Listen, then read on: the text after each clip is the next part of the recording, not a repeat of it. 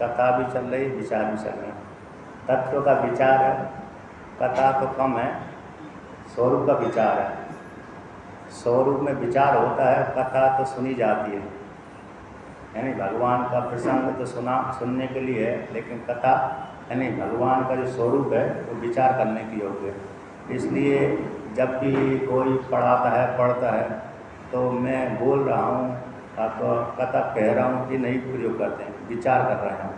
आपस में बैठ करके गुरु शिष्य बैठ करके विचार कर रहे हैं, चाहे ज्ञानी हो चाहे अज्ञानी। मतलब गुरु भी ये नहीं कहता कि मैं बता रहा हूँ, नहीं, आपस में विचार कर रहे हैं। हम गुरु और शिष्य बैठ करके आपस में विचार कर रहे हैं, जो सार निकलेगा वो निकलेगा गुरु के मुखारबिंद से और शिष्य के समझने के माध्यम से। शिष्य प्रश्न करेगा, गुरु उत्तर देगा, शास्त्र गुरु, तो उसमें से जो सार निकलेगा उसको गुरु भी धारण करेगा, शिष्य भी धारण करेगा। यद्यपि शिष्य गुरु ने तो पहले से ही धारण कर लिया, लेकिन शिष्य बाद में धारण कर लेता है। इसलिए केनोपनिषद में गुरु शिष्य का संवाद है, तो आपस में विचार करते हैं। यस्य मतम तस्य मतम मतम यस्य न वेत्स्य। जिसका मत है कि मैंने अच्छी प्रकार से जान लिया ब्रह्म को, तो गुरु कह देता है तुमने अच्छी प्रकार से जाना है, लेकिन गौण रूप से जाना है, प्रधान रूप से नहीं जाना, क्योंकि तुमने ब्रह्म को अभी उपाधि वाले जान लिया, इसलिए अभी तुम्हारे लिए विचार करने की योग्य है। ब्रह्म जानने के लिए अभी विचार करने की योग्य है। आप पुनः विचार करिए उसको। और जिस शिष्य ने कह दिया अमत है, आकर मैंने ब्रह्म को नहीं जाना, तो गुरु कह दे तो तुमने जाना है। आकर उसने उपाधि से रहित रूप से जाना है, अभिन्न रूप से जाना है, भेद रूप से नहीं जाना, इसलिए उसको गुरु कह देता तुमने जान लिया है, सत्यम अस्ति। और जिससे कह दिया, जिसने बोल दिया मैंने तो ब्रह्म को अच्छी प्रकार जान लिया, तो उन्होंने कहा अभी तुम्हारे लिए विचार करने की योग्य है, अभी थोड़ी और मेहनत करिए, थोड़ी और पढ़िए और विचार करिए। तो इस प्रकार से तो आपस में विचार करते हैं, तो सुनते हैं, सुनाते हैं।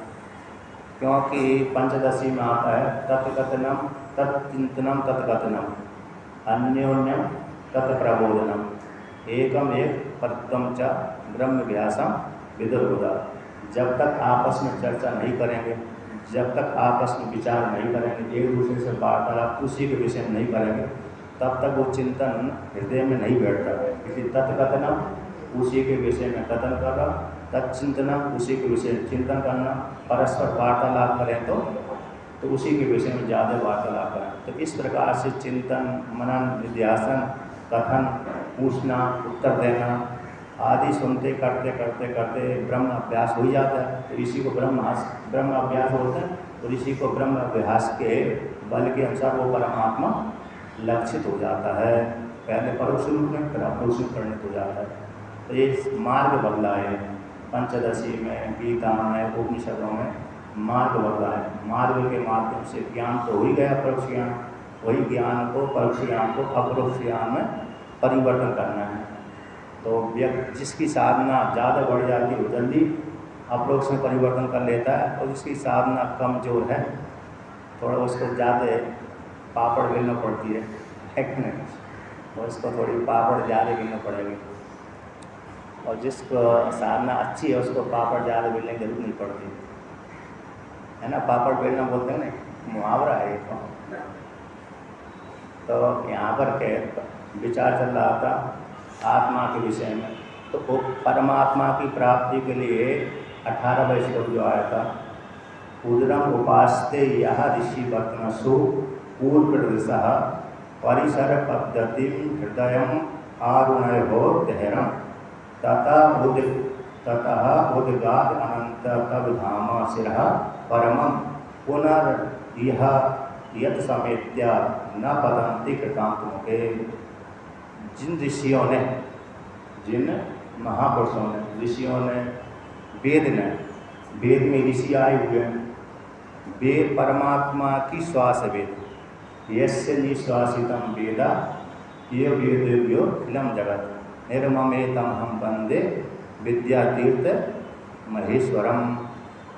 कहते जिस परमात्मा की श्वास है, जिस परमात्मा की श्वास से वेद निकले, और वेद से फिर ब्रह्मा जी संपूर्ण जगत का सृजन करते हैं।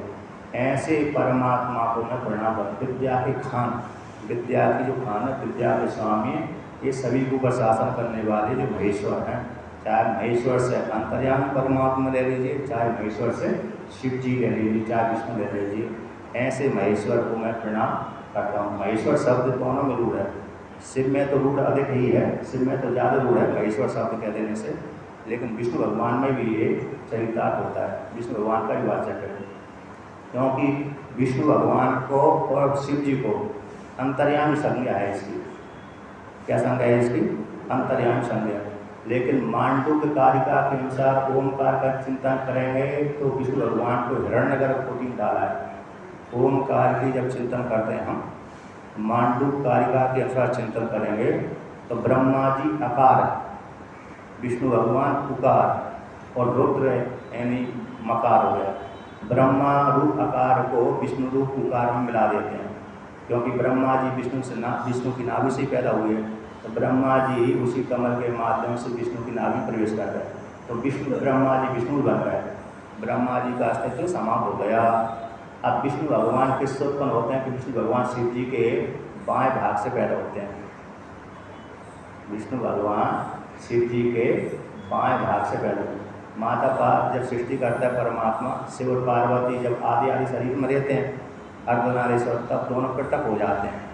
काशी में पहले सबसे पहले शिव जी माता पार्वती शिफ्ट होकर के अर्धनारीश्वर बनते हैं, फिर अलग अलग हो जाते हैं, फिर कहते हैं हमको कुछ रहने के लिए कोई स्थान तो दीजिए, तो 5 कोस की हृदय से काशी निकाल देते, 5 कोस की जो काशी हृदय से निकालते हैं, तो भगवान शिव जी की पहली सृष्टि होती है, तो निकाल करके वहीं पर उसमें निवास भी करते हैं। तो वहीं से फिर इसके पश्चात उनको इच्छा होती है कि हम आगे सृष्टि करें, तो भगवान शिव जी अपने बाएं अंग पर हाथ फेरते हैं, वहीं पर माता पार्वती भी उस शिव जी के बाएं अंग पर बाएं पूंछ तरफ कमर में स्पर्श करते, तो दोनों के स्पर्श से विष्णु भगवान पैदा हो जाते हैं। तो विष्णु भगवान किससे पैदा हुए? शिव जी से। तो जो उकार थी, उकार रूप विष्णु थे, उकार रूप विष्णु को फिर पुनः किस में लीन कर दिया? रुद्र में लीन कर दिया। अब रुद्र भी परमात्मा का स्वरूप है, तो रुद्र भी जब सृष्टि संहार कर देता है तो अपने मूल स्वरूप में चला जाता है, माया को लेकर के। यहाँ तक तो माया, मकार तक माया है, अब मकार के पश्चात जो रुद्र रूप मकार है उसको ऊपर ब्रह्म में लीन कर देते हैं। तो ये ब्रह्मा को विष्णु में लीन कर दिया, विष्णु भगवान को रुद्र में लीन कर दिया, और रुद्र अपने स्वरूप में लीन हो जाता है। ये चिंता एक। दूसरा प्रकार से है विराट है, सबसे स्थूल जगत का विराट है, तो विराट आकार मात्रा कहलाता है, उकार सूक्ष्म हिरण्यगर्भ कहलाता है, और मकार कारण कहलाता है। तो आकार रूप विराट को उकार रूप हिरण्यगर्भ में लीन कर दिया, उकार रूप हिरण्यगर्भ को मकार रूप ईश्वर में लीन कर दिया, और मकार रूप ईश्वर को परमात्मा में लीन कर दिया, जिसको तुरी कहते हैं। तो आकार को उकार में लीन कर दो, आकार को उकार में, उकार को किस में लीन कर दो? मकार में, और मकार को किस में लीन कर दो? ओमकार में, ओमकार को किस में लीन कर दो? हमारे हृदय में, ओमकार को हमारे हृदय में लीन कर दो, हम में लीन कर दो। तो वो ओमकार जो ब्रह्ममय हो, यानी आकार को उकार में, उकार को मकार में, और मकार को ओमकार में, फिर ओमकार को मकार को ओमकार लीन कर दिया, तो मकार को फिर आकार को उकार में, उकार को मकार में, तो मकार को ओमकार में, तो सब कुछ ओमकार हो गया। अब ओमकार को किस में लीन कर दो? ब्रह्म में लीन कर दो, किस में लीन कर दो? ब्रह्म में। अब ब्रह्म में सब कुछ ओमकार ब्रह्म हो गया। अब ब्रह्म को किस में लीन करना है? हमारे हृदय में बैठा हुआ, हमारे हृदय में लीन कर दो ब्रह्म को। तो जो हम में लीन कर दिया, ब्रह्म को किस में लीन कर दिया? हम में। तो हम और ब्रह्म एक हो गया, तो मैं ही ब्रह्म हो गया। शिव महिमा में अच्छी प्रकार से समझाया उसको, शिव महिमा आप पढ़ेंगे उसमें से जब त्रिभुवन मतो त्रिनभूषुरा, इस श्लोक में मधुसूदन सरस्वती महाराज ने टीका लिखी है, तो इसमें से इस श्लोक के माध्यम से बहुत अच्छी प्रकार से समझाया, और उसको लेकर के तम मरुद्धा प्राणायाम को लेकर के वहाँ पर बहुत अच्छी प्रकार से ओमकार, मांडू कारिका, मांडू उपनिषद को लेकर के, अन्न उपनिषद को लेकर के, तो वहाँ पर चारों वेदों का वर्णन किया, जागृत अवस्था, स्वप्न अवस्था, सुषुप्ति अवस्था, अकार उकार मकार, अकार उकार मकार ओमकार, विश्व विश्व और विराट एक कर दिया। विश्व विराट हिरण्यगर्भ ईश्वर, विश्व तेजस प्राप्त के और तुरीय में ब्रह्म हो गया। ऋग्वेद यजुर्वेद सामवेद, ऋग्वेद यजुर्वेद सामवेद। जागृत अवस्था, स्वप्न अवस्था, सुषुप्ति अवस्था। जागृत अवस्था आकार, स्वप्न अवस्था उकार और सुषुप्ति अवस्था मकार। जागृत अवस्था को उकार में लीन कर दो, जागृत अवस्था को इसमें लीन कर दिया उकार में। स्वप्न सारा उकार रूप जो स्वप्न प्रपंच हो गए, जागृत समाप्त हो गए। अब स्वप्न प्रपंच रूप उकार को सुषुप्ति रूप मकार में लीन कर दो, तो अब स्वप्न प्रपंच है ही नहीं है। अब स्वप्न जो सुषुप्ति प्रपंच हो गया, अब सुषुप्ति प्रपंच को भी परमात्मा जो ओंकार है तुरीय है उसमें लीन कर दो। कुछ क्योंकि जो सुषुप्ति प्रपंच है वो भी माया को लेकर का था, इसलिए सबका खंडन कर दिया। उस परमात्मा कुछ भी नहीं है, उसी से उत्पन्न हुआ तो उसी में लीन कर दिया। दृष्टांत कौन सा है?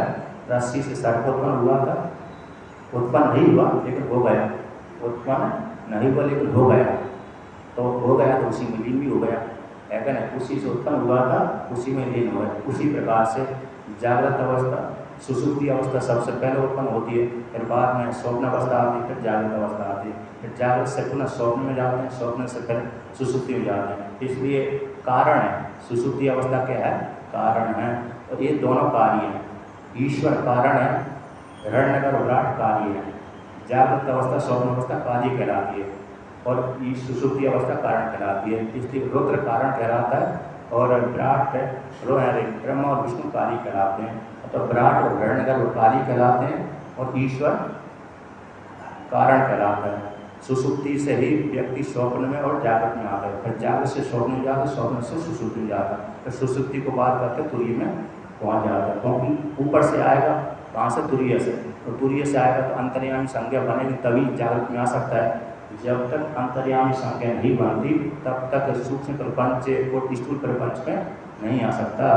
इसलिए सुषुप्ति रूप जो कारण प्रपंच है ईश परमात्मा से सीधा कारण प्रपंच में आया जाता है, माया स्वीकार करके। उस काल में उसकी सुषुप्ति संज्ञा ईश्वर संज्ञा हो जाती है, रुद्र संज्ञा हो गई, पुराण के अनुसार रुद्र संज्ञा हो गई, उपनिषद के अनुसार ईश्वर संज्ञा हो गई, और फिर सुषुप्ति अवस्था ये अवस्था में हो गई, घटा लिया। ओंकार में मकार हो गई हो। इस प्रकार से चिंतन करें। अकार ब्रह्मा, अकार विराट, अकार जागृत अवस्था, अकार ऋग्वेद। इस प्रकार से आकार में इतनी वस्तु डाल लेना। विश्व विराट जागृत अवस्था ब्रह्मा जी ऋग्वेद, ये आकार हो गए। उकार कौन हो गए? उकार हो गया तेजस हिरण्यगर्भ विष्णु। ऋग्वेद के बाद यजुर्वेद डालो और सुषुप्ति अवस्था स्वप्न अवस्था, एक उकार मात्रा हो गई। अब मकार को लेते हैं तो मकार मात्रा प्राज्ञ ईश्वर सुषुप्ति अवस्था सामवेद, और कौन बचे? रुद्र। ये ओमकार की मकार मात्रा हो गई। अब इसको ले करना है, क्या करना है? तुरीय में ले जाना है। तो अकार रूप ब्रह्मा को, अकार रूप जागृत अवस्था विराट को, उकार रूप विष्णु हिरण्यगर्भ में लीन करना है। तो अकार उकार मिला दिया तो ब्रह्मा जी का अस्तित्व समाप्त हो गए, ब्रह्मा जी विष्णु ही बन गए, हिरण्यगर्भ ही बन गए। तो उकार रूप प्रपंच हो गए। जागृत अवस्था जो प्रपंच था वो समाप्त हो गया, स्वप्न प्रपंच हो गया। अब स्वप्न प्रपंच को भी कारण में लीन कर दो। तो कारण में लीन कर दिया तो क्या होगा? विष्णु का जो विष्णु रूप हिरण्यगर्भ था स्वप्न प्रपंच का, उसका समाप्त अस्तित्व समाप्त हो गया। तो कौन रूप हो गया? सुषुप्ति रूप ईश्वर रूप हो गया। अब ईश्वर रूप जो ईश्वर रुद्र है, अब उसका भी बात कर दो, उसको किसमें लीन कर दो? तुरीय में लीन कर दो। अब उसका भी अस्तित्व समाप्त हो गया, अतः वो तुरीय रूप में परिणत हो गया। तो तुरीय कौन होगा? ब्रह्म। वही ओंकार है, वही ब्रह्म है, वही मैं हूँ। उस ओंकार को तुरीय में लीन, ओंकार को ब्रह्म में लीन करते हैं, ब्रह्म को ओंकार में लीन कर दिया, तो ब्रह्म और ओंकार को हमने अपने हृदय में लीन कर दिया, तो वही ब्रह्म मैं हूँ। इस प्रकार से मांडुक्य उपनिषद में, शिव महिमन में और अन्य अन्य जगह इस प्रकार से आप चिंतन कर सकते हैं। अगर इस चिंतन करने की प्रक्रिया है वहाँ पर, ऐसे बार बार चिंतन करेंगे तो हृदय में बैठ जाएगा, फिर मैं स्त्री और पुरुष हूँ इस संज्ञा समाप्त हो जाएगी। क्योंकि बार बार चिंतन नहीं करेंगे तो स्त्री पुरुष संज्ञा बनी रहेगी, है कि नहीं? फिर बोध जल्दी नहीं होता। बार बार ऐसे चिंतन करेंगे तो फिर स्त्री पुरुष संज्ञा समाप्त हो जाती है, तो कर्तापन भोक्तापन सारे पना भग जाते हैं। कर्तापन भोक्तापन भग जाए, सारा पना भग गए, कुछ विशेष नहीं रहता, तो असंग बन करके रहता है। चाहे घर में रहे चाहे फिर बाहर में रहे, घर पे भी वो भार ही रहता है, बाहर भी भार ही रहता है। इस प्रकार से आकर उसका जीवन प्रकृतिकृत हो जाता है, उसके जीवन में कोई परेशानी नहीं आती, आती हुई भी नहीं आती। तो इस प्रकार से तो कहते हैं जिन ऋषियों ने मार्ग प्रतिपादन किए गए हैं, तो कहता है बहुत से ऋषि हृदय कहाँ पर उपासना करते हैं ईश्वर की, कहते हैं मणिपूरक चक्र में। तो मणिपूरक चक्र में उपासना करते हैं कौन? स्थूल दृष्टि वाले। और कुछ किंतु जो छांदोपनिषद के अनुसार जो अरुण आदि ऋषि हैं, आरुणी आदि ऋषि हैं, वो तो हृदय में उपासना करते हैं। तो ऐसे स्थूल दृष्टि वाले, पूर्व प्रदर्शा स्थूल दृष्टि वाले अथवा सूक्ष्म दृष्टि वाले, तो कुछ जो नाभि यानी मणिपूरक चक्र में उपासना करते हैं वो स्थूल दृष्टि वाले हो गए, किंतु जो हृदय में उपासना करते हैं वो सूक्ष्म दृष्टि वाले हो गए। ऐसे जो ऋषि मुनियों ने मार्ग प्रतिपादन किए, तो इस प्रकार से उस ईश्वर की उपासना करते हैं, क्योंकि उपासना ईश्वर की तत्त स्थानों में कर सकते हैं। किसी भी स्थान में कर लीजिए, वो पहुँचना है वहीं पर, समुद्र में ही पहुँचना है। सारे नदियों का जल समुद्र में ही पहुँचना। हाँ, अकेले इतना अकेला है कि थोड़ा देर में पहुँचेगा।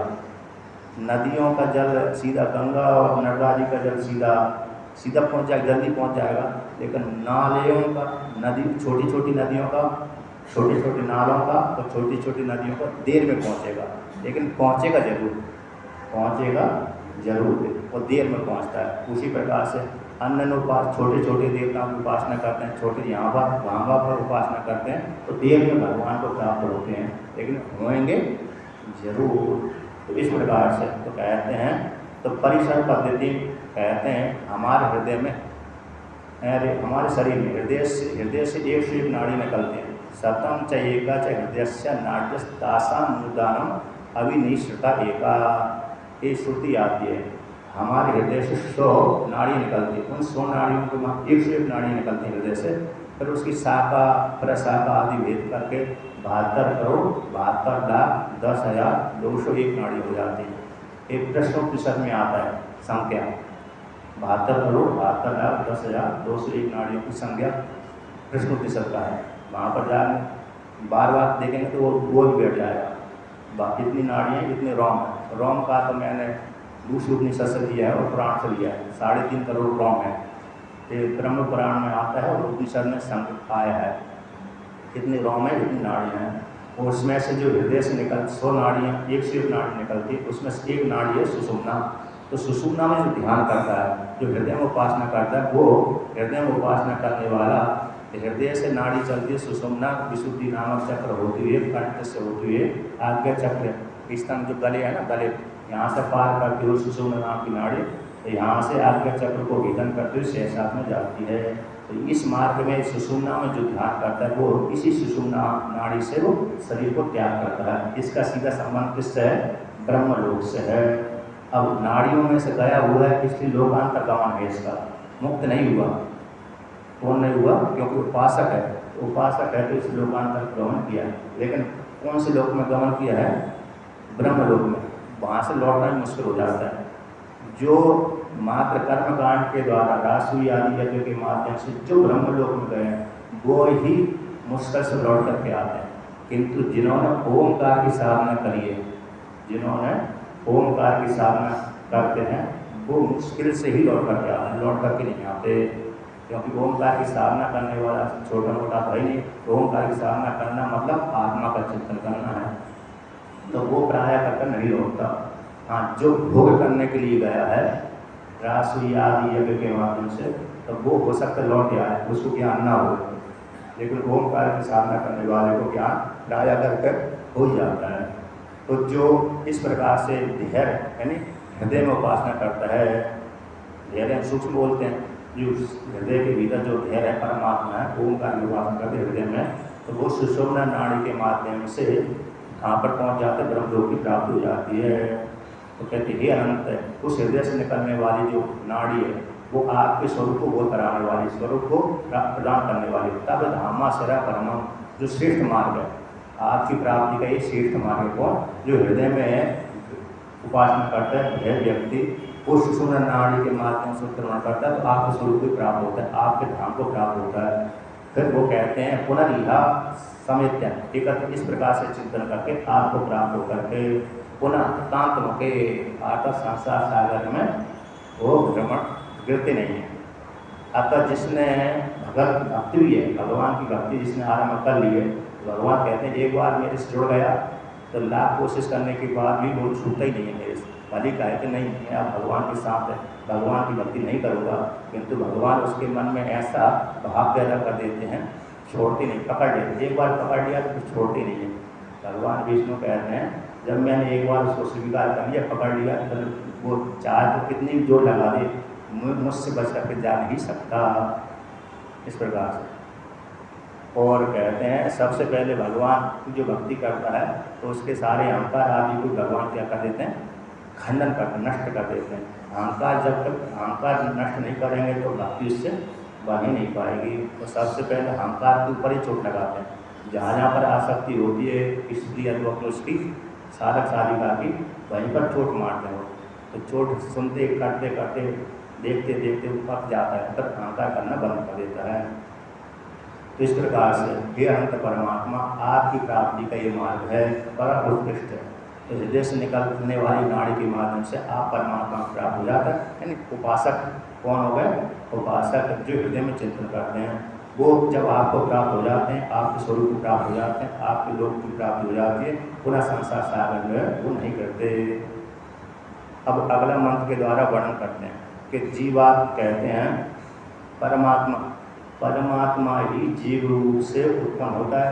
जीव अनैन जीवन आत्मा नाम प्रवेश, तो जो जीव रूप से प्रवेश किया वो सत्य रूप से प्रवेश किया कि झूठा ही, तो उसको लेकर के यहाँ पर वर्णन आता है।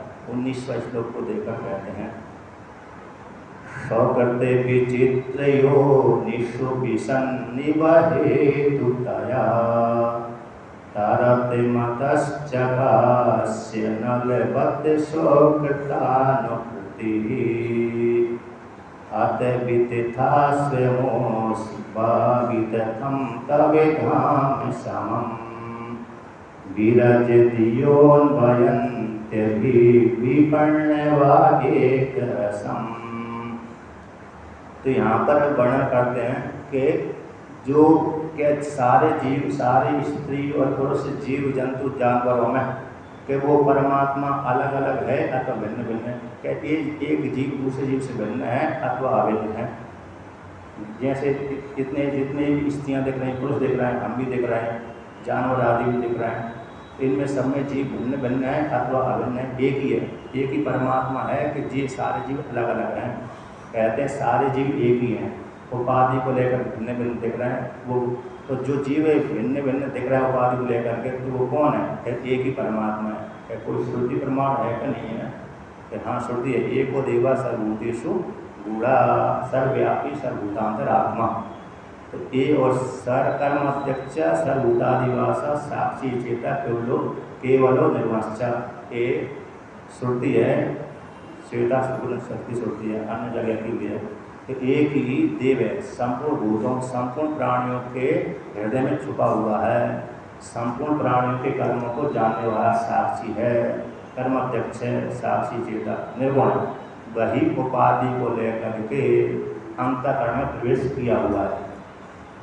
इंद्रो माया भी पुरुरूप ये थे, इंद्र यानी परमात्मा माया को लेकर के यानी अंतःकरण वृत्ति को लेकर के एक व्याकरण पुस्तक की श्रुति है।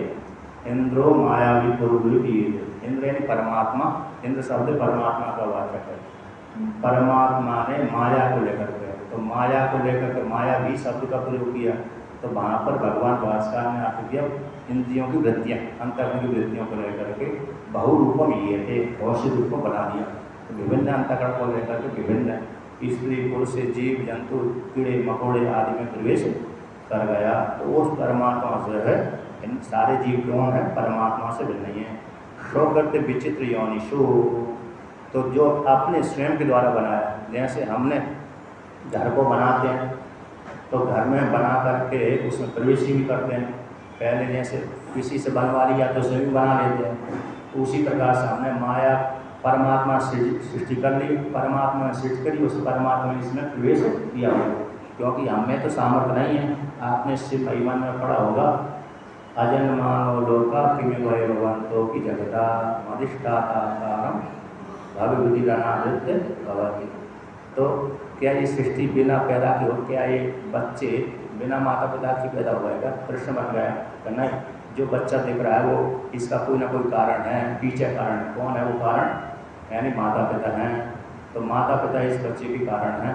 उसी प्रकार जगत, तो क्योंकि बच्चा बिना माता के पैदा नहीं हो सकता, उसका माता पिता के द्वारा ही बच्चा पैदा हुआ। उसी प्रकार से जगत भी किसी न किसी के द्वारा पैदा हुआ होगा। क्या जीव ने पैदा कर दिया जगत को? किसने पैदा कर दिया? बना दिया जीव ने। जीव में तो 1 कुंटल उठाने के सामर्थ्य नहीं है, 1 कुंटल वजन उठाने की सामर्थ्य नहीं है। आप में तो नहीं होगी अभी, है नहीं? जिसमें ताकत होती है वो उठा लेता है, तो ज़्यादा काम करता है, लेकिन अभी हम में तो इतनी ताकत नहीं है। कभी कभी मैं भी उठा लेता था 1 कुंटल, अब नहीं सकती है। तो जीव में मतलब 1 कुंटल चलो सामान होगा, 10 कुंटल 20 कुंटल उठाने की सामर्थ्य नहीं है। तो इतना विशाल ब्रह्मांड कैसे बना सकता है? हिरण्यगर्भ तो जीव है, फिर तुम वही शरीर, फिर तुम वही शरीर श्रुति कहती है ये जीव है, प्रथम शरीर ये हिरण्यगर्भ, उसने बना दिया कि नहीं? वो भी उत्पन्न होता है, उसमें भी सामर्थ्य नहीं है इतनी। फिर कौन सामर्थ्य वाला? ईश्वर। ईश्वर ने निर्माण किया है। ये कौन ने बनाया? जगत उदय रक्षा प्रलय, ये जगत की उत्पत्ति पालन संहार उस परमात्मा की सृष्टि है। तो परमात्मा ने बनाया है, जीव में इतनी सामर्थ्य नहीं है, क्योंकि जीव कहाँ से? तो एक कुमार को निर्माण करने के लिए मृत्तिका चाहिए, उपादान कारण चाहिए, निमित्त कारण चाहिए, घट चाहिए, तो वो क्या चाहिए? कुलाल चाहिए, वो चाहिए, चक्र चाहिए, जल चाहिए, बैठने के लिए आधार चाहिए, और भोजन आदि के लिए उसकी पत्नी आदि चाहिए। नहीं तो भोजन कौन बनाएगा? भोजन के लिए पत्नी चाहिए कोई, और मट्टी धोने के लिए रासव चाहिए, गर्दव चाहिए, और पानी लाने के लिए उसके पुत्र आदि सहायता के लिए चाहिए, तब घट बनेगा। 5-6 वस्तु सामग्री उसके पास में है, तब एक कुमार एक घट को बना सकता है। उसी प्रकार से परमात्मा भी जब सृष्टि करता है तो वहाँ पर से महिमा ने प्रश्न कर दिया हुआ है। तो परमात्मा ने कौन उपादान कारण स्वीकार किया, कहाँ से निमित्त कारण डाला, किस पर बैठकर बना? जैसे कुमार भी घट बनाता है ना, पृथ्वी बैठकर बनाता है। जब सृष्टि से पहले तो कोई पृथ्वी थी नहीं, तो फिर परमात्मा ने किसके ऊपर बैठा था और किसके ऊपर बैठ कर के कहाँ से? उपादान कारण, क्योंकि घट बनाना है तो घट के लिए मृत्तिका उपादान कारण है, तो बिना उपादान कारण मृत्तिका के घट भी नहीं बन सकता। तो ईश्वर ने इस जगत को निर्माण करने के लिए कौन सी सामग्री ली जिससे एक जगत निर्माण हो गया? क्योंकि बिना उपादान कारण के जगत नहीं हो सकता। तो दृष्टांत जैसे इंद्रजालिक पुरुष में मात्र मंत्र शक्ति के माध्यम से आपको दिखा देता है, घट भी बना देता है, पट भी बना देता है, विशाल भवन भी दिखा देता है, लेकिन सामग्री कहाँ से लाया? उसकी शक्ति सामग्री है। जैसे जैसा संकल्प कर देता है, मंत्र बोलता है, कोई हमारी दृष्टि के सामने उसको दिखता है। सत्य नहीं होता वो सत्य। यदि वो सत्य होता तो जो नोट निकालते हैं, रुपया निकालते हैं, रुपया, तो वो स्वयं सबसे ज़्यादा अमीर तो वही हो जाए। यदि वो सत्य होते लौकिक जगत में ही, तो वो जिस सबसे ज़्यादा नोट निकालने वाले ही अमीर होते। हम जैसे आप सभी लोग जैसे अमीर हैं, ऐसे वो अमीर, आप तो अमीर नहीं हो पाते इतने, सबसे ज़्यादा वही अमीर होता। लेकिन वो जो नोट दिखाता है, नोट ही कमाता है, दिखाता झूठा है और लेता नोट है, रुपया ही लेता है। रुपया लेने के लिए रुपयों को दिखाता है। तो उसी प्रकार से उसने सामग्री तो कहीं से नहीं लाया, फिर भी उसने दिखा दिया। उसी प्रकार से परमात्मा को मायावियों का भी माया भी है, सत्य संकल्प है। तो सत्य संकल्प, जैसे संकल्प भू संकल्प किया, पृथ्वी उत्पन्न हो गई, भूहा संकल्प किया, स्व अंतरिक्ष उत्पन्न हो गया, स्व संकल्प किया तो हो गया, तुरंत ही हो जाता है। कैसे हो जाता है? तुरंत ही हो जाता है। तो ऐसे उस प्रकार से अब ईश्वर ने अपने द्वारा स्वकृत विचित्र योनियाँ, तो विचित्र योनियों का निर्माण कर लिया, पंचीकरण आदि करके स्त्री बना दी, पुरुष बना दिया, जानवर बना दिया, पशु बना दिया, पक्षी बना दिया, कीड़े 84 लाख योनियाँ बना दी। बनाने के बचा उसमें प्रवेश के समान प्रवेश कर गया। कैसे कर गया? सो योनियों में, ये जो योनि है उन योनियों में विषद ये भी हेतुतया उपादान कारण रूप से, यदि को सब यहाँ पर कहते हैं तो प्रवेश किया, किस रूप से प्रवेश किया? कि उपादान कारण रूप से, मतलब यहाँ पर देहादि है, तत्कार्यों देहादियों में गया तो कहते हैं देहादियों में प्रवेश किया तो प्रवेश साक्षात प्रवेश नहीं हो, लेकिन उपाधि को लेकर प्रवेश किया। कहते हैं उपादान रूप से, यानी उपादान रूप से मतलब अधिष्ठान रूप से।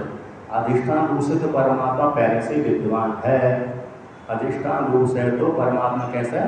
पहले से ही विद्यमान, क्योंकि ईशावास्यमिदं सर्वम, हरि व्यापक सर्वत्र समान, हरि संपूर्ण ब्रह्मांड में व्याप्त, विश्व में व्याप्त है।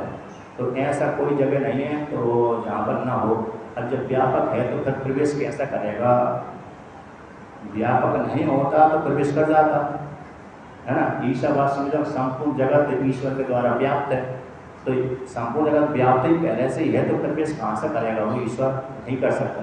तो फिर प्रवेश कैसे किया? उपाधि को लेकर प्रवेश किया। वास्तव में सत्य प्रवेश नहीं है। अनेन जीवन आत्मनानुप्रवेश नाम रूप व्याकरणानि, ये भी उपाधि को लेकर प्रवेश है, वास्तव में सत्य प्रवेश नहीं है। ममैवांशो जीव लोके जीव रूढ़ा सनातना। और एक और तुलसी के रामायण में आता ना एक बात, ईश्वर अंश जीव अविनाशी चेतन सहज अमल शुक्र राशि, उसी का अनुवाद है गीता का ही। तो कहते हैं ममैवांशो, तो मेरा अंश, तो भगवान भास्कर ने वहाँ पर अर्थ लगा गए साक्षात ईश्वर अंश ही और जीव अंश है का, है ना, अंश के समान अंश है, वास्तव में सत्य अंश नहीं है।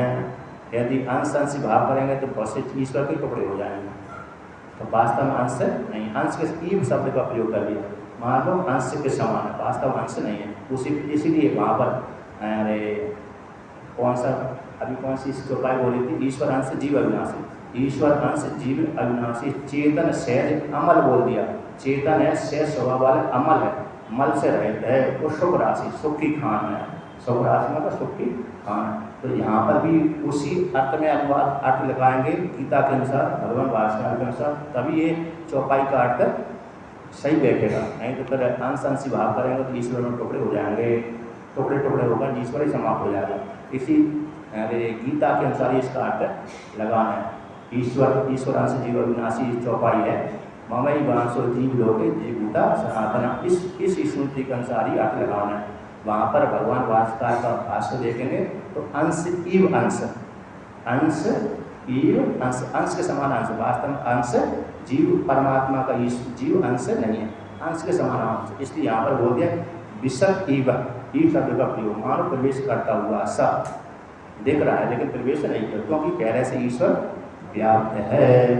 ऐसे तो कहते वो अपनी योनि के द्वारा, कर्म के द्वारा, तरतमस्तश्च, तरप को तम भाव से हाथी में चला गया तो इतना बड़ा बन गया, मनुष्य योनि में तो हम जैसे दिख ही रहे, कीड़े में चला गया तो छोटा बन गया, और जैसे जानवर उसी में चला गया, उस वैसे चला गया, देवताओं में चला गया उस प्रकार का हो गया, नार की योनि में चला गया उस प्रकार का हो गया।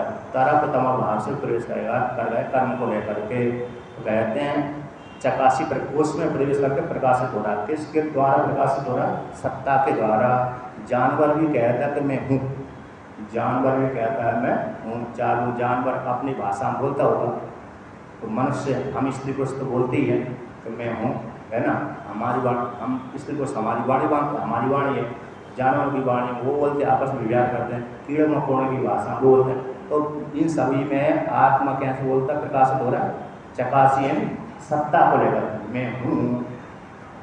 एक पंचदशी में एक श्लोक आता है, यम आत्मा परानंद पर प्रेमास्पदम यथा मानभुवम इति भूयासम, मानभुवम इति भूयासम इति आत्मनि प्रेक्षते। गलती हो रहा है, यम आत्मा परानंद पर प्रेमास्पदम यथा मानभूषम इति मानभुवम इति भूयासम, मानभुवम इति भूयासम इति प्रेमात्मनि इच्छते। यम आत्मा परानंद है, जो आत्मा है परानंद स्वरूप है, जो जीव रूप आत्मा है परानंद स्वरूप है। यम आत्मा परानंद पर प्रेमास्पदम यथा, एक पर प्रेमास्पद है, हर कोई चाहता है तो अपनी आत्मा को ही चाहता है, दूसरे को नहीं चाहता। तो तो जीवात्मा कहता है कि माँ न भूवम इति भूयासम, मैं न रहूँ ऐसी बात नहीं रहे, मैं न रहूँ ऐसी बात न हो, बल्कि मैं हमेशा बना रहूँ। इस प्रकार से आत्मा में प्रेम देखा जाता है। पर प्रेमास्पद बोल दिया आत्मा को। उसमें एक श्रुति आती है, कौन सी श्रुति आती है कि न पत्यु कामाय पति प्रिय होती, आत्मनस्तु कामाय पति प्रिय होती। कभी भी पत्नी अथवा पति से अथवा पत्नी से प्रेम नहीं करता। पति भी पत्नी वास्तविक रूप से, व्यवहार रूप से तो बात अलग है, वास्तविक रूप से भी प्रेम नहीं करता। तो वास्तविक कभी भी पति, वहाँ पर श्रुति का भावार्थ व्यक्त करता हूँ, है क्या नहीं। तो वहाँ पर श्रुति कहती है न पत्नी कामना पति प्रिय होती, कि पति की कामना की पत्नी पति से प्रेम नहीं करती, बल्कि आप अपनी कामना की पूर्ति के लिए पत्नी पति से प्रेम करती है। उसी प्रकार से पति भी कभी भी पत्नी से प्रेम नहीं करता, बल्कि पति भी पत्नी से इसलिए प्रेम करता है, अपनी कामना की पूर्ति के लिए पति पत्नी से प्रेम करता है। उसमें दृष्टांत कैसा होगा लौकिक सवन, ऐसे पत्नी भी कहती यदि मैं पति से प्रेम नहीं करूँगी तो मेरे को ये साड़ी लाना, भोजन लाना ये कौन करेगा, मेरे को कमाने के लिए बाहर जाना पड़ेगा, है क्या नहीं। और पर पति कहता है यदि मैं इस पत्नी से प्रेम नहीं करूँगा, इस शिक्षा पूर्ति नहीं करूँगा तो रोटी मेरे को ही बनाना पड़ेगी, है क्या नहीं। तो इसलिए दोनों आपस में प्रेम करते हैं। उसी प्रकार से फिर पिता को लेकर के, पुत्र को लेकर के, गुरु को लेकर के, शिष्य को लेकर के सबको खंडन कर दिया। फिर बाद में कहते हैं कि सभी कुछ, हर व्यक्ति अपनी आत्मा के लिए, अपने लिए दूसरे से प्रेम करता है। मेरा किसी से स्वार्थ है तभी मैं उससे प्रेम करूँगा, नहीं स्वार्थ है तो मैं भी प्रेम नहीं करूँगा। एक मेरे सामने घटना घट गई थी, मैं एक स्वामी जी की सेवा करता था, उनका शरीर छूट गया आगे 2-3 साल पहले। अब उनकी सेवा में था, भोजन ले मतलब चाय आदि नाश्ता बाल भोग आदि लेके गया, और ठंडी का सीज़न था। जब ठंडी का सीज़न था तो अरे हीटर लगा हुआ था उनके तापने के लिए, तो मैं नाश्ता लेकर चाय लेकर उनके पास में गया। अब हीटर में क्या हो, शॉर्ट हो गया तो आग लग गई। हीटर तो वहाँ पर लगा था, उनकी आसन यहाँ पर थी, मैं हीटर के पास में गया तो जैसे ज़्यादा फटफट की आवाज़ हुई तो मेरे को डर लगा, और सबसे पहले मैं ही कमरे से बाहर निकल गया। अब कमरे से बाहर निकल गया तो मतलब उदाहरण के हर व्यक्ति अपनी वो जल जाते तो मालूम नहीं, लेकिन अचानक मैं ही भगा था, तो मैं ही भगा तो सबसे व्यक्ति पहले कौन किससे प्रेम करता है, अपनी आत्मा से प्रेम करता है। चाहता तो मैं उनको बचाता, लेकिन नहीं, वो अचानक वृत्ति ऐसी बनी कि भागो जल्दी यहाँ से। उसी प्रकार से रात को यदि किसी घर में आग लग जाए, चाहे स्त्री भी सो रही है, पति भी सो रहा है, बच्चे भी सो रहा है, तो जो पहले जगेगा सबसे पहले वही भगेगा। बाद में वही राग से कहे मेरी पत्नी मर रही है, मेरा पति मर रहा है, मेरे बच्चे मर रहे हैं, तो राग से बाद में लौट करके जाएगा। भरी वो राग होगा, वो कैसा हुआ, बाद में लौट करके जा रहा है, वो राग हो रहा है। लेकिन पहले तो सबसे पहले जैसी नींद खुलेगी भागेगा वो, ना तो पत्नी को देखेगा, ना पति को देखेगा, ना बच्चों को देखेगा। बाद में देखना वो राग का हेतु होगा। तो फिर बाद में मेरे को विचार आया तो लाट बंद करी, नहीं तो पहले तो मैं ही भगा था। तो उदाहरण मेरा ही है। इसलिए हर व्यक्ति अपने से प्रेम करता है, दूसरे से प्रेम नहीं करता। दूसरे से प्रेम तो अपने स्वार्थ की सिद्धि के लिए करता है। तो कहते हैं यहाँ पर, तो कहते हैं उसी प्रकार से शरीर में प्रवेश करता है आत्मा। तो यहाँ पर जैसे तो दृष्टांत दिया जाता है, तो कहते तो तरफतम भाव के माध्यम से पशु में गया तो पशु जैसे दिखने लगा आत्मा, स्त्री में गया तो स्त्री जैसा आत्मा दिखने लगा, पुरुष में गया तो पुरुष जैसा आत्मा दिखने लगा, जानवर में गया तो जानवर जैसा दिखने लगा। तो दृष्टांत दिया जाता है लकड़ी। तो जैसे लकड़ी में आग लगा दी जाती है, लकड़ी में आग लगा दी तो लकड़ी में जो अग्नि है वो तो समान है, सभी व्याप्त है, किंतु लकड़ी यदि टेढ़ी है आग टेढ़ी रूसी दिखती है। छोटी लकड़ी है तो छोटी आग दिखी, बड़ी लकड़ी है तो बड़ी आग, लकड़ी बहुत लंबी चौड़ी है, सर्प की आकृति वाली है तो आग भी उसी जैसी दिखेगी।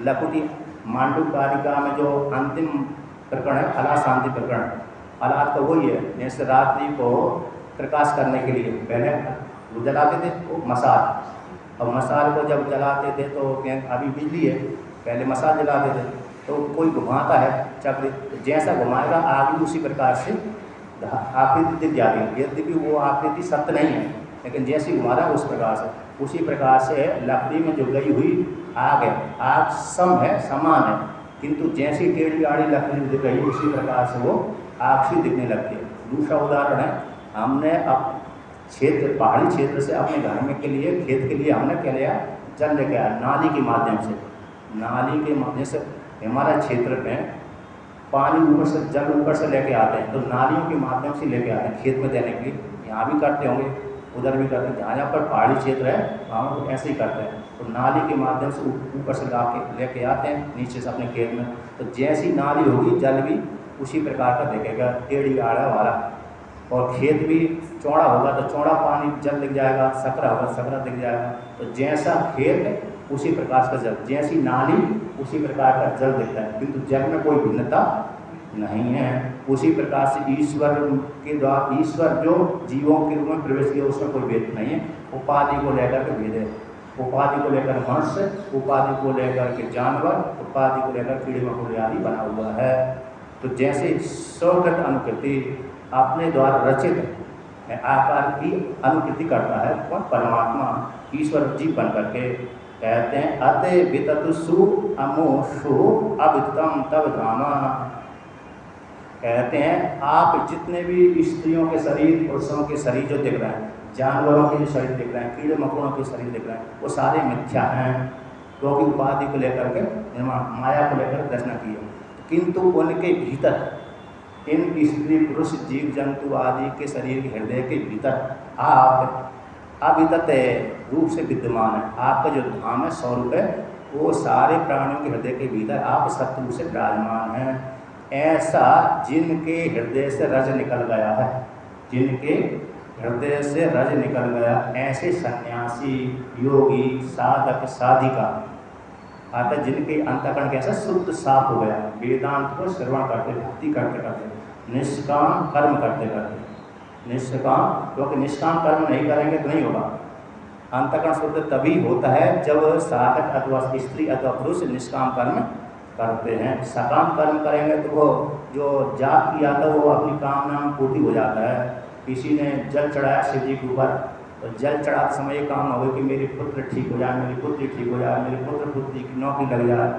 तो जो जल भगवान शिव जी के ऊपर चढ़ा तो है, लेकिन कामना में परिवर्तन हो गया। किसमें हो गया? कामना में परिवर्तन हुआ, वो आपको फल नहीं प्राप्त हुआ, वो कामना फूल देकर चरिता हुआ। अब वही शिव जी के ऊपर जल चढ़ाया, मेरे को कोई कामना नहीं है, तो वही शिव जी क्या कर देते हैं, उसी जल चढ़ाने से जो पुण्य मिला उसको बुद्धि शुद्ध कर देते हैं, अंतःकरण को साफ कर देते हैं। अंतःकरण को साफ करके क्या हो जाता है, ज्ञान की योग्यता आ जाती है।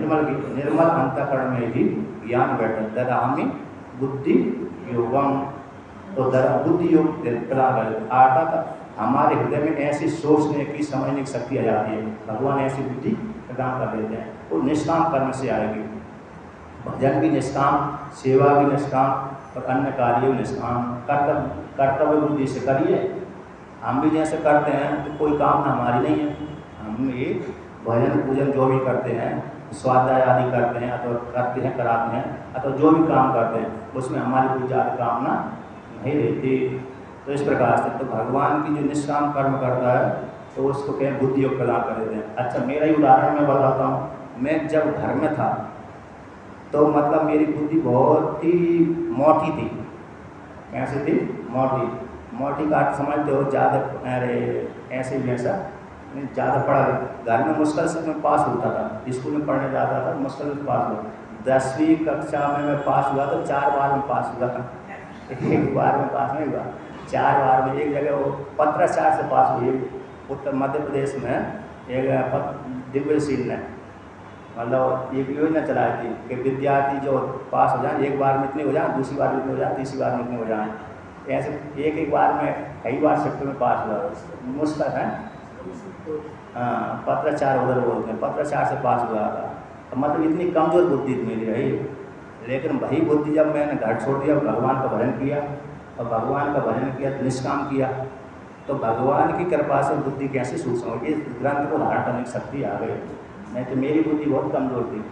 ऐसा मैं उपदेश कर रहा हूँ, इतनी उपदेश करने की योग्यता मेरी नहीं थी। तो भगवान ने मेरे ऊपर एक प्रत्यक्ष में ही उदाहरण है क्या नहीं। तो ददामि बुद्धि योगम, तो बुद्धि योग प्रदान भगवान का निष्काम कर्म से, इस प्रकार से। तो कहते हैं ऐसे जिनके रज समाप्त हो गए हैं, ऐसे जो सन्यासी, साधक, साधिका हैं, कहते हैं अभियंती जानंती अभी भी पढ़ने वा आता जो पढ़ जिससे विव्यार, जो विव्यार आदि जिनसे निकल गया है, ऐसे विव्यार आदि जिनसे निकल गया, ऐसे शुद्ध आचरण करने वाले, आप परमात्मा का निरंतर चिंतन करने वाले, जैसे सन्यासी साधक और भक्तजन, सन्यासी साधक और भक्तजन जो आपका निरंतर सेवन करते हैं, वो सभी आपको सारे प्राणियों के हृदय के भीतर आपको देखते हैं। आपको कहते थे एक रसम, एक समान रूप से देखते हैं, भिन्न करके नहीं जानते कि इसके भीतर का चेतना आत्मा भिन्न है, इसके भीतर के गया हुआ चेतना आत्मा भिन्न है, उसके भीतर का गया हुआ भिन्न भिन्न है। इस प्रकार से बिल्कुल नहीं देखते, बल्कि कैसे देखते हैं, इसके भीतर भी आप ही हैं, इसके भीतर भी आप ही हैं, मेरे भीतर भी आप ही हैं, मेरे भीतर भी आप ही हैं, और स्त्री पुरुषों के भीतर भी आप ही हैं, कोई भेद नहीं है, सभी के भीतर आपको ही देखते हैं।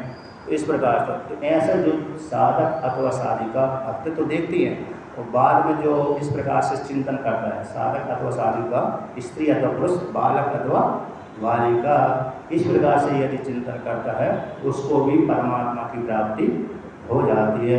ऐसे परमात्मा है, मतलब परमात्मा की इस प्रकार चिंतन करने पर, और निष्काम कर्म से, कैसे निष्काम, विशेष रूप से तो निष्काम कर्म करना है। जैसे घर में झाड़ू लगाते हैं तो वो निष्काम ही हो जाता है, यद्यपि अरे लगाते हैं, मंदिर में लगाते हैं, चल घर में तो रात लगानी पड़ती मजबूरी में, घर में नहीं लगाओगे तो परिवार वाले कहेंगे तो कुछ काम नहीं करते, निठल्ला वाली हो गया, स्त्री को भी कहेंगे तो खराब है, पुरुष को कहेंगे तो निठल्ला हो गया, है ना।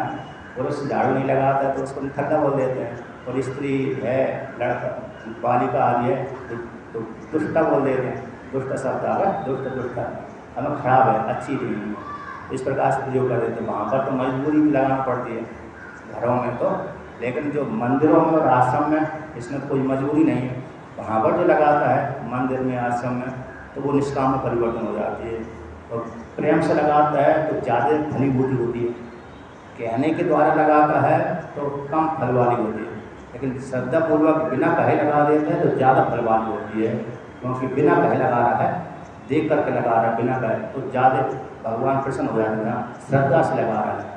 कोई ये भी नहीं कहे और ये भी नहीं मानता कि मैं झाड़ू लगा रहा हूँ मंदिर आदि में, आश्रम आदि में, तो कामना भी नहीं करता मेरे को सुख प्रदान करी, मेरे को धन संपत्ति प्रदान करी, जो है सीताराम सीताराम कहिए, जाहि विधि राम ताहि विधि रहिए, इस प्रकार से बोलता है। तो फिर भगवान जल्द ही कृपा करते हैं, कृपा तो सभी को करते हैं, लेकिन इस प्रकार साधना करने पर साधक को जल्दी ही कृपा कर देते हैं। तो निष्काम कर्म से ही साधक साधिकाओं को अंतकरण शुद्ध हो जाता है, तो वही ऋषि संज्ञा मुनि संज्ञा हो जाती है उसी साधक साधिका की, यानी पुरुषों की तो पुरुषों की मुनि संज्ञा ऋषि संज्ञा, और स्त्रियों की साध्वी संज्ञा, स्त्रियों की शादी हो जाती, साधु साध्वी। तो इस प्रकार से वर्णन किया है ना। आगे कहते हैं, एक और पाठ करता हूँ, इसमें थोड़ा आगे पीछे कर देना, वो घड़ी मेरे को संसद करती है, एक गाड़ी में और एक गाड़ी में अंतर रहता है। स्वकृत्य पुरेश्वमीश्वर पापहिरनंतर संवरणम तपे पुरुषम वदन्ते खिल शक्तिदतोंसिकृतम इति मृगतिं विवेच कवयो निगमापपेनम भवतमुपासते ग्रीमभवं भुवि विश्वसितः। अब यहाँ पर 20वां श्लोक है। 19वें श्लोक के कहने के पश्चात कहते हैं कि परमात्मा, कहते हैं जो परमात्मा इस शरीर के भीतर गया है, कार्यकरण के भीतर गया हुआ है, एक कार्यकरण और परमात्मा के स्वरूप को धारण कर देते हैं, कि आवरण करके रखते हैं का ना।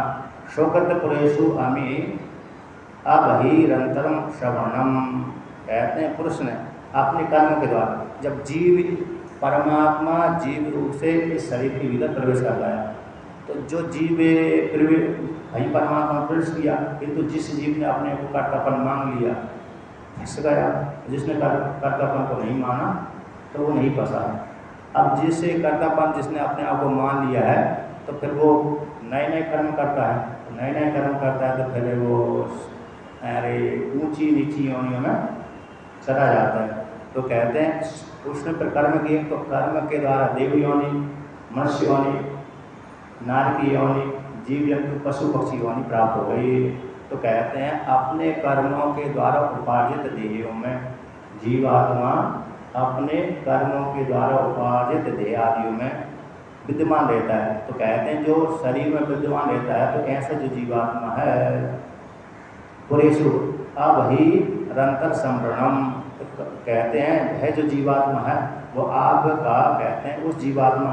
तो अन्य जो ऋषि हैं सारे प्राणियों के शरीर में जो जीवात्मा विद्यमान, जितने भी स्त्री पुरुष के ढांचे शरीर दिख रहे हैं, उपाधि दिख रही है, स्त्रियों के शरीर, पुरुष के शरीर, जानवरों के शरीर, कीड़े मकोड़ों के शरीर के जितने जीव उपाधि शरीर दिख रहे हैं, घोंसला दिख रहा है, उसको बोलते हैं घोंसला। उन घोंसलों के भीतर जो ईश्वर जीवात्मा प्रवेश किया हुआ है, उस ईश्वर को क्या वो अंश है, तो उस अंश ईश्वर का जो अंश जीवात्मा है, अंश के समान अंश है, तो उस अंश को जो ज्ञानी मुनि है, कौन है? ज्ञानी मुनि। तो ज्ञानी मुनि कहते हैं वो आप ही हैं, आपसे भिन्न उसको नहीं जानते। तो कहते हैं स्वगत पुरेशु अमीशु अबहिरंतर संवर्णम। तो कहते हैं ऐसे जो पूर्ण परमात्मा का जो शरीर के भीतर प्रवेश किया हुआ है, वो परमात्मा का अंश जीवात्मा है, उस जीवात्मा को पूर्णातिथि पुरुष उस पुरुष के रूप में जानते हैं। अखिल शक्ति धृतो अंश, संपूर्ण शक्ति को धारण करने वाला कौन है? परमात्मा। संपूर्ण शक्तियों को धारण करने वाला जो परमात्मा है, उस परमात्मा ने जीव रूप से शरीर के भीतर प्रवेश किया है। ऐसे जीवात्माओं को कौन? ज्ञानी, जो साधक हैं, ज्ञानी हैं, जिन्होंने उपनिषदों का आलम्बन ले लिया है, और उपनिषदों का आलम्बन लेते इनको ज्ञान हो गया, अपूर्व साक्षात्कार हो गया। और ज्ञान में जो लगे भी हुए हैं, जिनको अपूर्व साक्षात्कार हो गया, वो भी और जो ज्ञान में लगे हुए हैं, इस प्रकार से जानते कि सारे जीवों, सारे शरीरों के भीतर आप ही परमात्मा है, आप ही का वो स्वरूप है।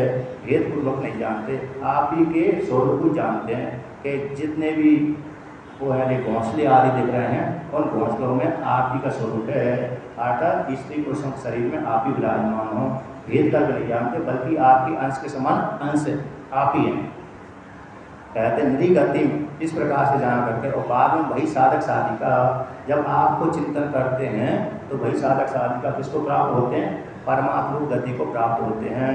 तो इति निधि गति विविच्य, इस प्रकार निधि की गति, मनुष्यों की गति, तो मनुष्यों की गति कौन है? कहते हैं आप हैं। आपको जो पुरुष है, तब आप पुरुष को जानते हैं, अर्थात आपका स्वरूप यही है, पुरुष को जानते हैं। और सारे मनुष्यों का, साधक साधिकाओं की गति आप परमात्मा हैं। इस प्रकार से विवेचन करके जानकर कौन जानते हैं? कवि लोग। कवि कहते हैं कि सारे स्त्री पुरुषों के शरीर के भीतर आप ही विराजमान है, और आपका अंश के समान अंश ही है। तो सभी को जीव ईश्वर रूप से जानते हैं। तो जो इस प्रकार से जानते हैं, किस प्रकार से कहते हैं? अरे निष्काम कर्म के माध्यम से जान लेते हैं, और उपनिषद का आलम्बन लेकर के जानते हैं। तो जिसने निष्काम कर्म सेवा की है, उसको इस प्रकार से ज्ञान प्राप्त हो जाता है। और जिसने भगवता उपास्ते अंग्री अभवम भूवि विश्वसिता, कहते हैं आप में निगम अभवनम, जैसे वेदों के द्वारा प्रतिपादन, वेद ने ऐसा वर्णन किया कि ऐसे कर्म करोगे तो उसको इस फल की प्राप्ति होगी। वेद ने ऐसा बोला है कि इस कर्म को करेगा उस फल की प्राप्ति, इस कर्म को करेगा उस फल की प्राप्ति। ब्रह्मलोक संबंधी कर्म करोगे ब्रह्मलोक फल की प्राप्ति, सर्वलोक संबंधी कर्म करेंगे तो सर्वलोक संबंधी फल की प्राप्ति होगी, पृथ्वीलोक संबंधी कर्म करेंगे तो पृथ्वीलोक फल की प्राप्ति होगी। तो निष्काम कर्म करेंगे तो अंतःकरण की शुद्धि, अंतःकरण शुद्धि से ज्ञान की योग्यता, ज्ञान की योग्यता से परमात्मा फल की प्राप्ति। एक परंपरा है, निष्काम कर्म से अंतःकरण की शुद्धि, अंतःकरण की शुद्धि से ज्ञान की योग्यता, ज्ञान की योग्यता से मोक्ष रूप फल की प्राप्ति। ये परंपरा, सीधा सीधा कर्मों से मोक्ष रूप फल की प्राप्ति नहीं होती, ज्ञान के माध्यम से होती है। तो कहते हैं ऐसे कवि लोगों ने जो निष्काम कर्म के द्वारा आपके स्वरूप को जान लिया, सारे जीवों के भीतर आपके स्वरूप को जानते हैं और आपकी उपासना करते हैं कि आप कैसे अभवम, यानी भव से पार लगाने वाले हैं। आप परमात्मा भव से पार लगाने वाले हैं, और आपके चरणों में श्रद्धा रख करके, विश्वास रखकर आपकी उपासना करते हैं। आपकी उपासना करने वाले जो साधक हैं आपको प्राप्त हो जाते हैं। तो वहाँ पर पृथ्वी लोक में तो कहते हैं आपके ऊपर विश्वास रख करके, आपके द्वारा प्रतिपाद्य जो वेद है उस वेद के ऊपर विश्वास कर करके निष्काम कर्म करते हैं, तो निष्काम कर्म करके आप तत्व परमात्मा को प्राप्त करते हैं। और जो किसी लोक विशेष फल की चाहना करते हैं वह भी आपके ऊपर विश्वास कर करके उस प्रकार से कर्म करते हैं। वेद ने कहा है इस कर्म से आपको स्वर्गलोक फल की प्राप्ति होती है, वो आपकी वाणी है। कैसे? वो आपकी वाणी है। तो आपने शिव महिमा में एक श्लोक सुना होगा, कौन सा? कृतौ शुक्ते तमसि फल योगे कृतुमताम, अंतिम पंक्ति श्रुतौ श्रद्धाम श्रुतौ, तो कृतौ शुक्ते जातक तमसि फल योगे कृतुमताम,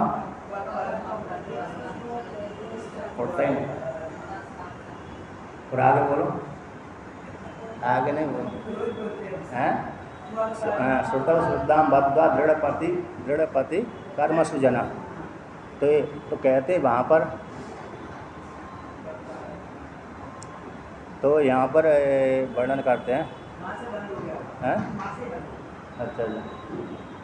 तो वहाँ पर शिव महिमा में जो आता है, शिव महिमा में तो श्रुतौ श्रद्धाम बद्धा दृढ़पति कर्म सुजना। तो श्रुति में ऐसा कहा, वेद में ऐसा कहा, तो श्रुति रूप वेद में इस प्रकार का, श्रुति रूप वेद के द्वार में विश्वास रख करके साधक साधिका कर्म करते हैं कि मरने के बाद मेरे को उस फल की प्राप्ति होगी।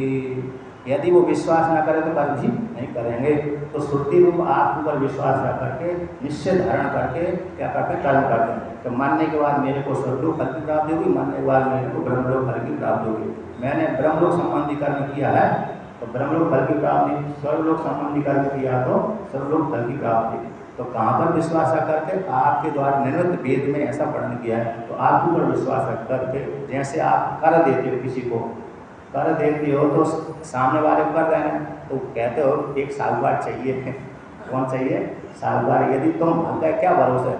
हम दोनों में मैंने आपको कर दिया है, क्या प्रमाण है? प्रमाण के लिए तीसरा अनिवार्य होना चाहिए। यदि तुम भाग भी गए, कुछ हो गया, तो जिसने साहूकार लिया है, जमानत दिया, उससे तो मैं ले लूँगा, पकड़ लूँगा। इसलिए तो जमानतदार आप ही हैं। आपके ऊपर विश्वास रख करके हम कर्म करते हैं। आपने बोला है भाई मेरे सामने ये कर्म करो, तुमको इस फल की प्राप्ति होगी। आपका वेद ही साहूकार है वहाँ पर, वेद कहो चाहे आप कहो। तो आपके वेद के ऊपर विश्वास रख करके साधक साधिका कर्म करते हैं। उस कर्म के माध्यम से वो सकाम करते तो लोकांतर फल की प्राप्ति, निष्काम करते हैं तो अंतःकरण शुद्धि, अंतःकरण शुद्धि से ज्ञान की योग्यता, ज्ञान की योग्यता से परमात्मा रूप फल की प्राप्ति होती है। तो इस प्रकार और जो भजन नहीं करते हैं, जिसने भजन किया है, निष्काम भजन किया तो आपको प्राप्त हो जाते हैं। और जो भजन नहीं करते हैं, निष्काम पूर्वक नहीं करते, सकाम पूर्वक करते हैं, तो वो लोकांतर। तो जो सकाम पूर्वक भी नहीं करते भजन, आपके चरण कमलों की अर्चना नहीं करते, आपके चरण कमलों में कर्म को अर्पण नहीं करते, तो जायते मिलियते थी तृतीय गति, जन्म लो मरो, मरो और जन्म लो। एक ब्राह्मण की श्रुति है, जाय स्व श्रुति तृतीय गति। दो गति वर्णन कर दिया, एक देवयान, एक पितृयान। अब जो दो यान से नहीं जाता, दो यान जिसको प्राप्त नहीं हुए, उसके लिए तृतीय गति बोल दिया, जाय स्वयं से तृतीय गति। किंतु विद्वान के लिए, विद्वान की तो गति नहीं होती, न तस् प्राणा उत्क्रामन्ति। तो इस प्रकार से जो कोई भी साधक है, भगवान को अर्पण करके भगवान के निमित्त कर्म करता है, उससे अंतःकरण आदि शुद्धि, अंतःकरण शुद्धि से ज्ञान की योग्यता, और ज्ञान की योग्यता से परमात्मा की प्राप्ति होती है। इस प्रकार से साधक और साधिका भगवान को प्राप्त हो जाते हैं। तो आज का विचार पूरा हुआ। ओम पूर्णमदः